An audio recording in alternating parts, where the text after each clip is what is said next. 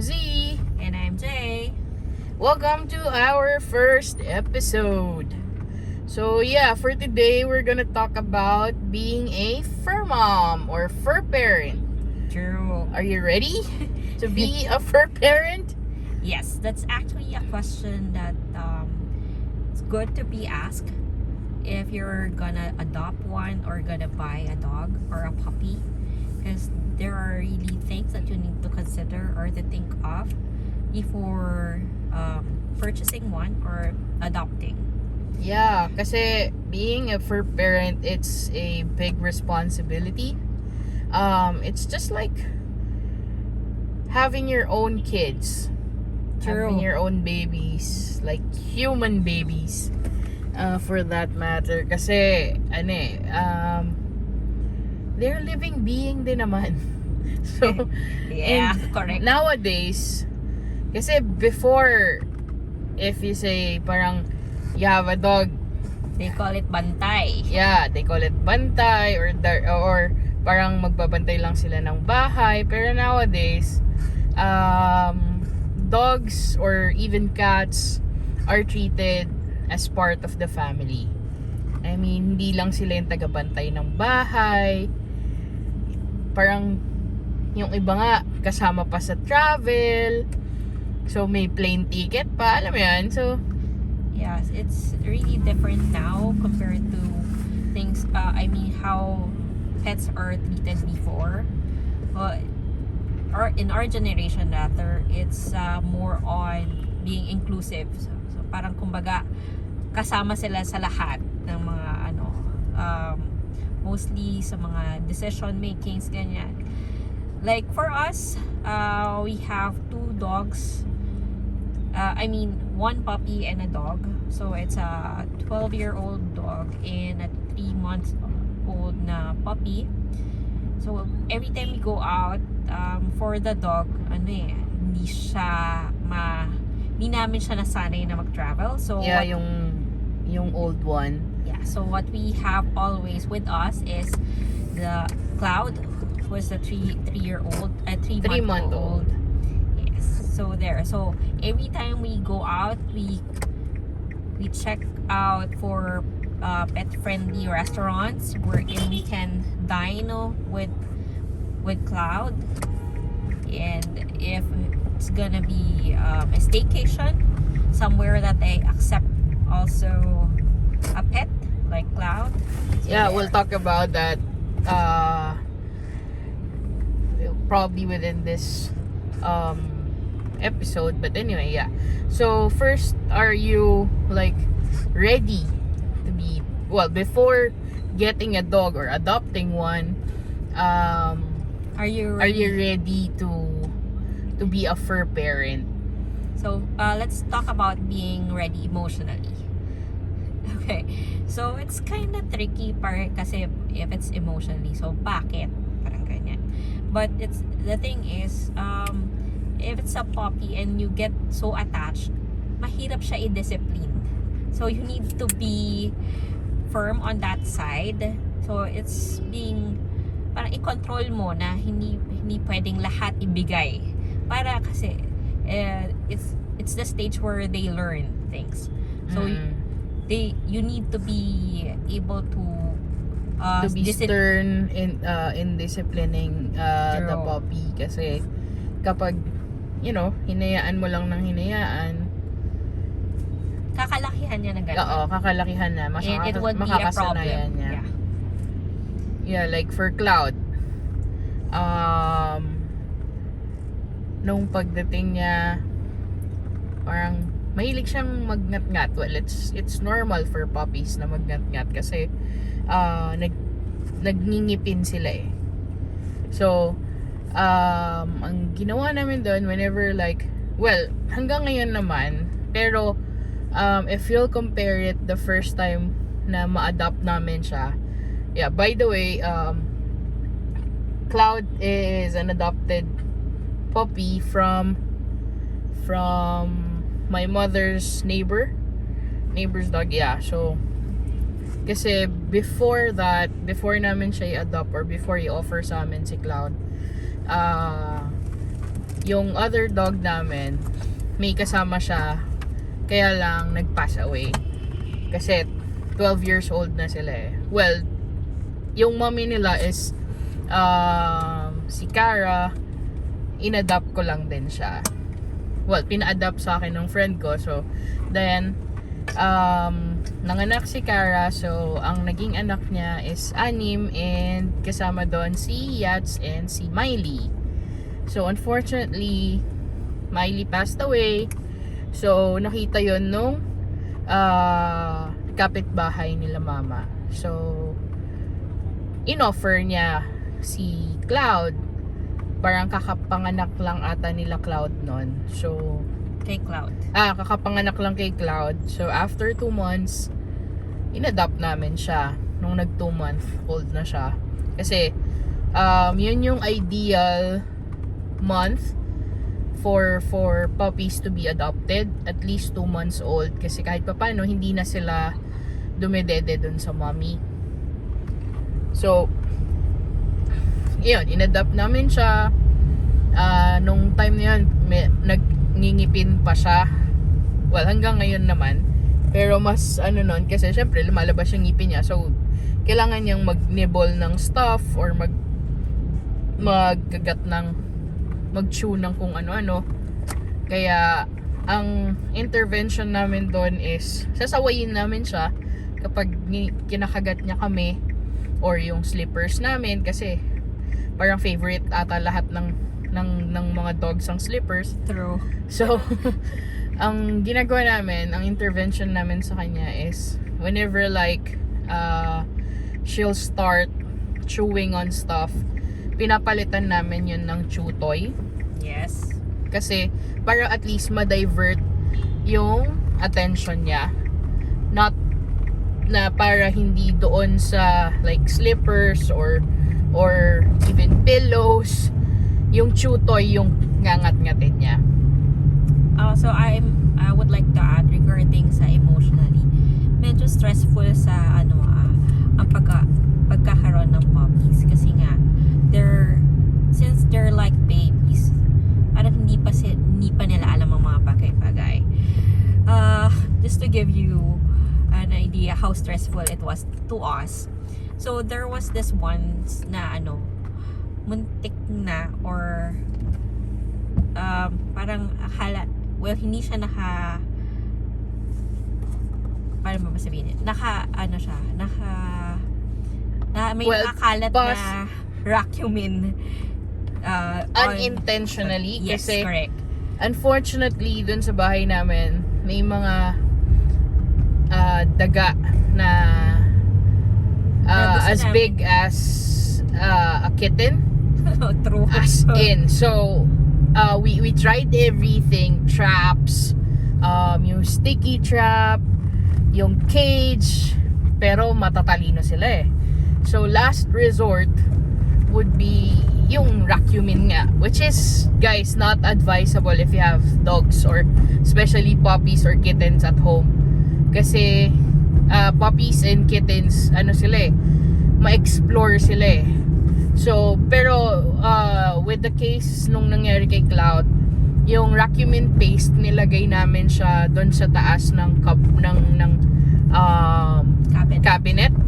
And then the next morning nung papakainin ko na si Cloud, so bumaba kami, nung nagpe-prepare na ako ng food niya, paglingon ko sa kanya, bigla ko na lang siyang nakita na nginangat-ngat yung racumin paste. True. Sobrang nakaka-stress, as in yung emotions ko nun, parang pag nakakita ako ng daga, parang magtago na siya, ganon.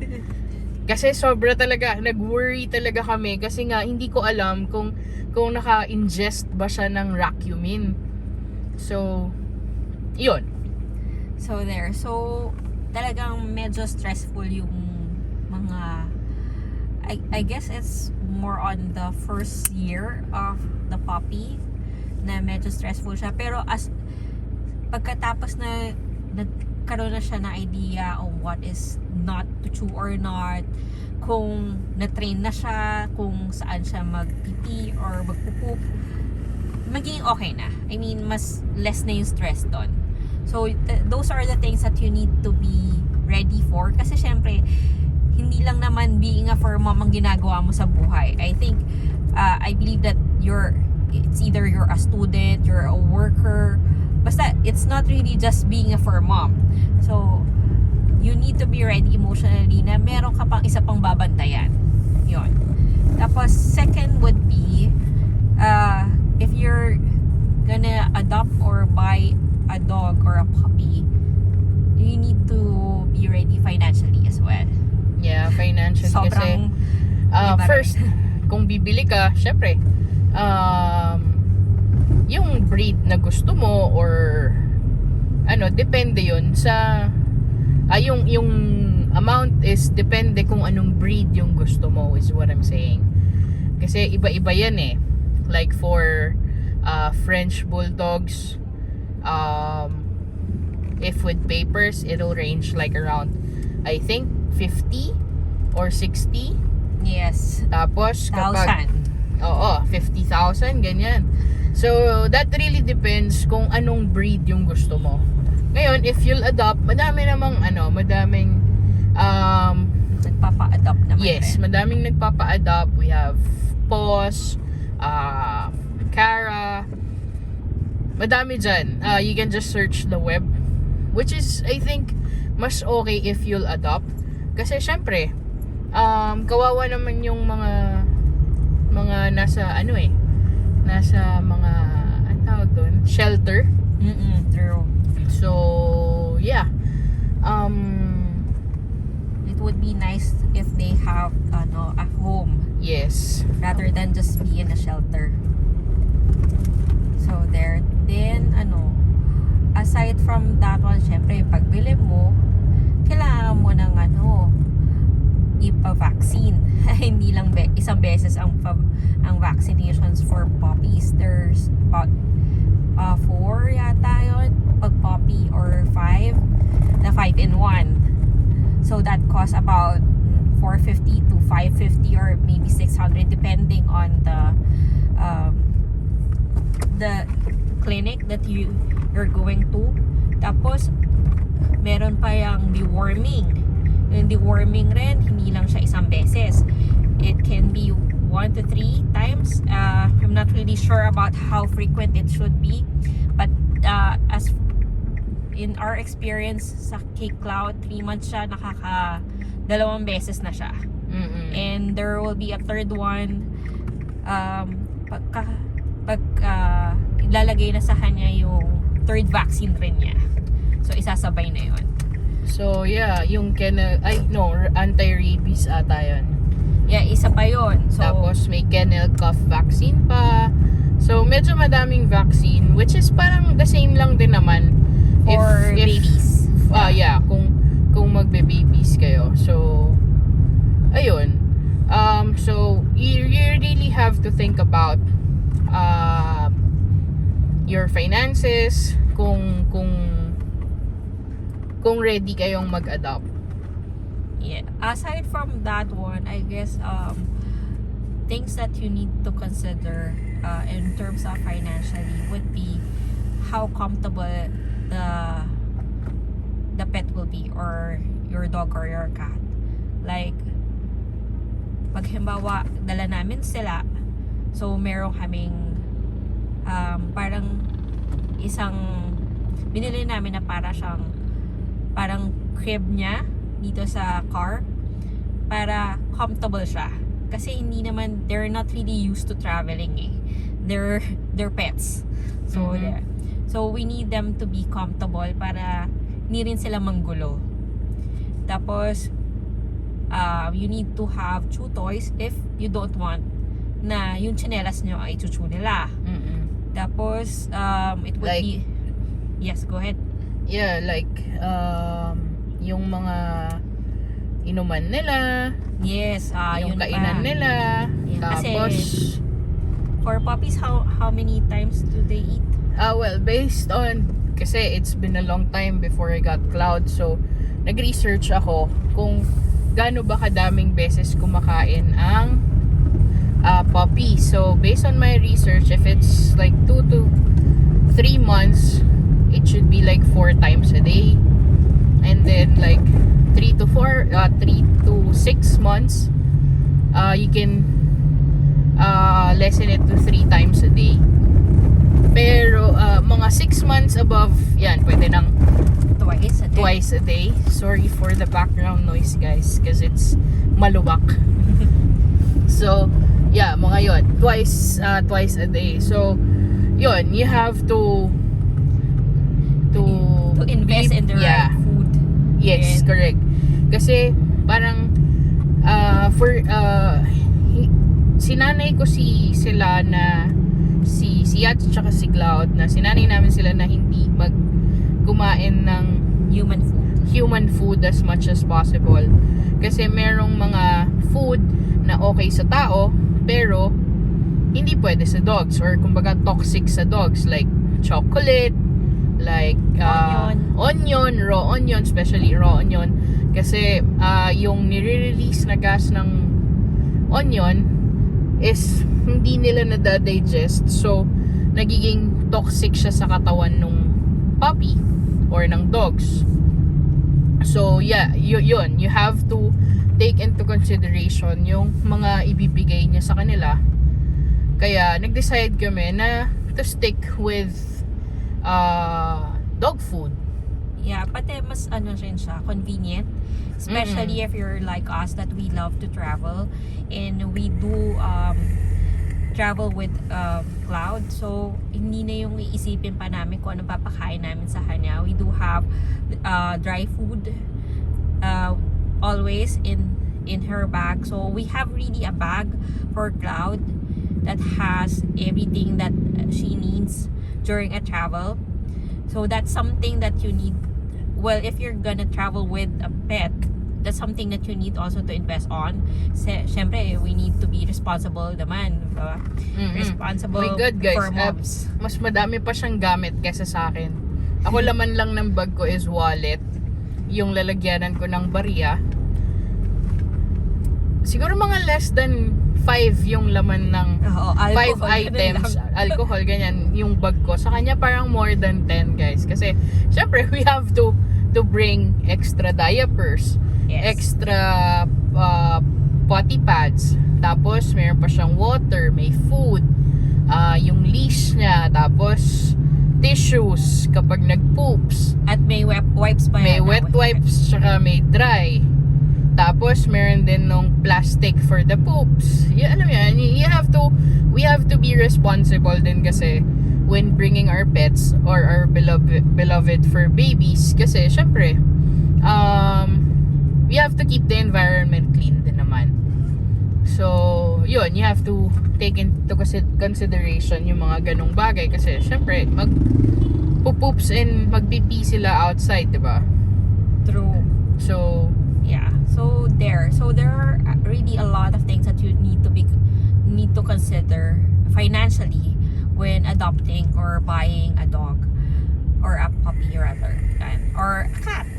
Yun, kasi kailangan mo hindi sila yung tipong mag-a-adjust na lang ng kailangan mo naman kahit papano na magbigay ng something para matuto sila, like yung ipapapapit ay i-train sila kung saan sila magpipi. So kailangan namin bilhin yon para alam na nila next time. So it would be a less stress for us para pag-clean up yung mga ganung bagay.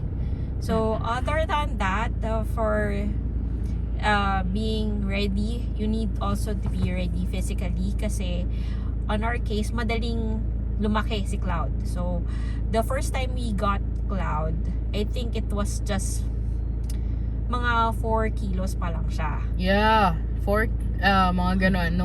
Nung first vet visit niya for deworming, ang nasa 4 point something siya. Oo. Tapos, then, after a week or so lang. Parang 3 something siya. Oo. Nung pag first vet visit natin. And then, after a week ata, for the deworming ata ulit yun. O vaccine na. Kasi parang deworming muna yata yung deworming. Deworming and then yung vacuuming incident. 'Di ba? Deworming, vaccine, tas vacuuming incident, tapos Okay. ulit. Deworming ulit, tas vaccine, magkasabay yun. So, ayun. So, basta yung first visit namin, nasa 3.6 ata siya. Tas naging 4.7. Tapos, next visit, after like a week, naging 4.7. And then, after a week or two ata, nasa 5.6. 5.6 As in, na ganun siya. kabilis siya. As in, sobrang bilis niyang lumaki. Nung unang visit nga namin, tinatanong namin yung vet kung anong klase ba siya. Kasi nga, since adopted lang namin siya dun sa kapitbahay, so hindi namin alam kung anong breed niya or kung may breed ba siya, ganyan. Kasi parang umuwi na lang yung nanay na buntis na. So, hindi alam kung sino ba yung nakabuntis or kung anong klaseng breed ba yung nakabuntis. So anyway, sabi nung vet, with the looks of it, mukha siyang large breed. Yes. Kaya siguro ganun kabilis siyang lumaki. So since hindi rin siya fully vaccinated, we need to be parang Physically, kahit papano physically fit. O kasi magbubuhat kami for hindi namin siya mailapag kapag nasa labas kami kasi Yeah. baka Well, magkasakit, baka makaano siya ng sakit. Yeah, well, ano naman parang it's really not advisable for dogs to go outside or to travel if they're not fully vaccinated. Kaya lang, wala kaming choice kung hindi bitbitin siya kasi nag-aaway lang sila ni Yats, which is the 12-year-old. Yeah, since 12-year-old si Yats and hindi siya sanay, or this is the first time na mawala si Miley and magkaroon ng panibagong kasama, especially puppy, full of energy, si Yats senior na. So, nagka-clash silang dalawa kasi haharutin ni Cloud si Yats para makipaglaro. Si Yats kasi medyo maldita, guys. So, true. Hindi siya friendly. Ayaw niya nung ganon. Or siguro kasi senior na siya, wala na siyang energy na makipagharutan pa, ganyan. So, kaya binibit-bit namin si Cloud nung mga early weeks sa amin ni Cloud.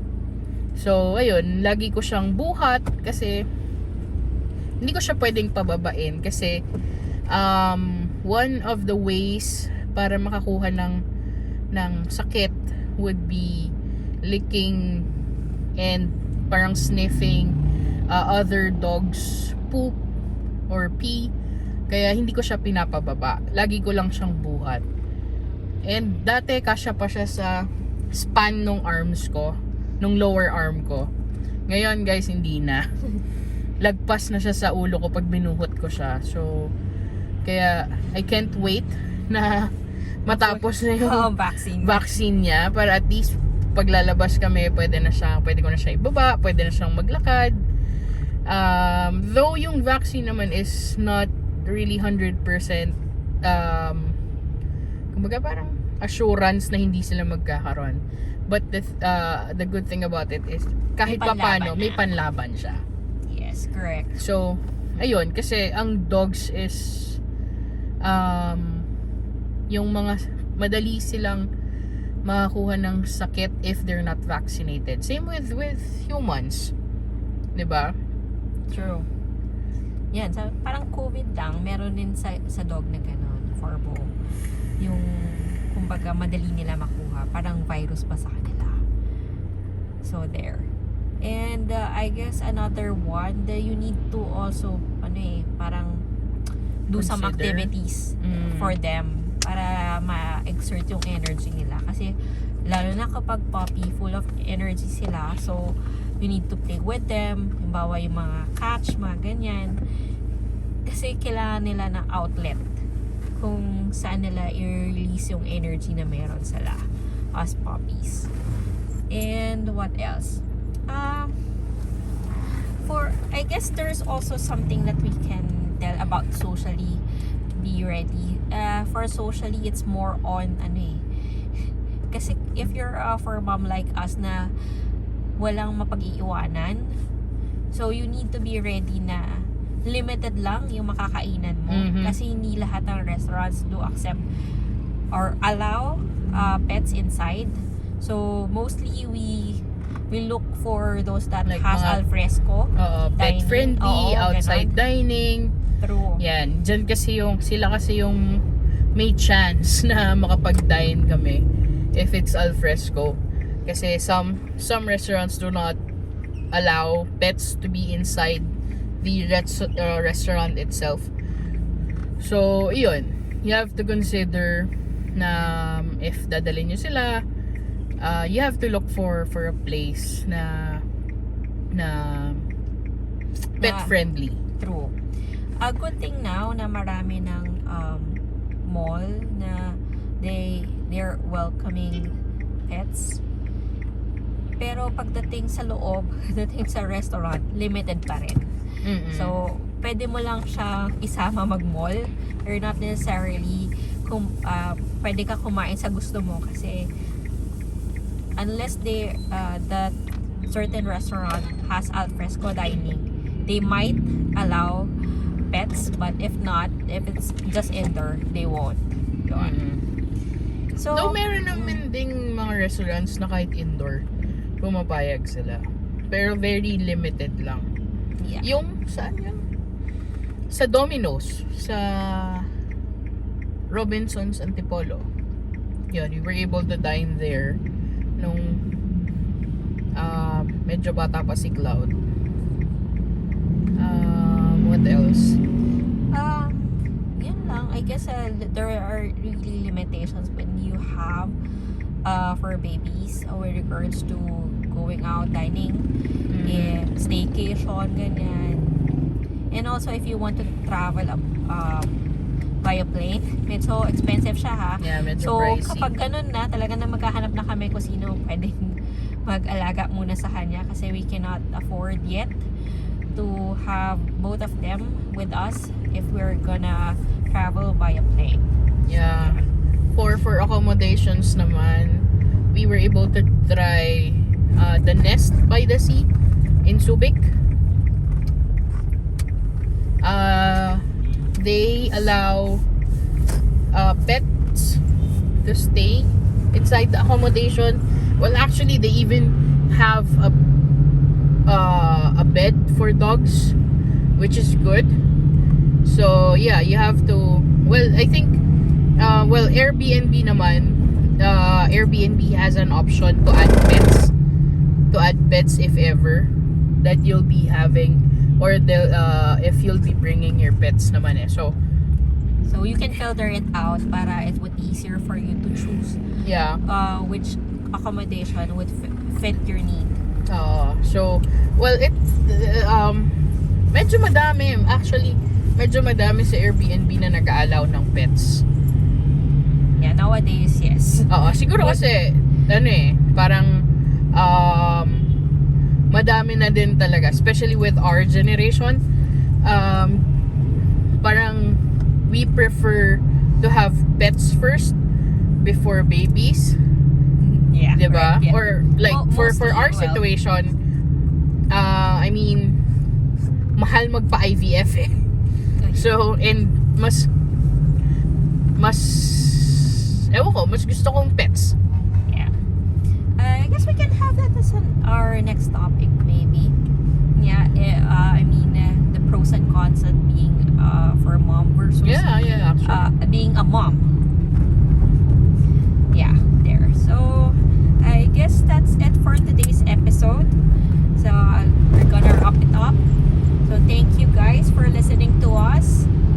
And until then, we are ZandJ. And again, thank you. Thank you for listening, and let us know if you want us to talk about certain topics. Just comment it down below. Please don't forget to like, subscribe, and share. Bye!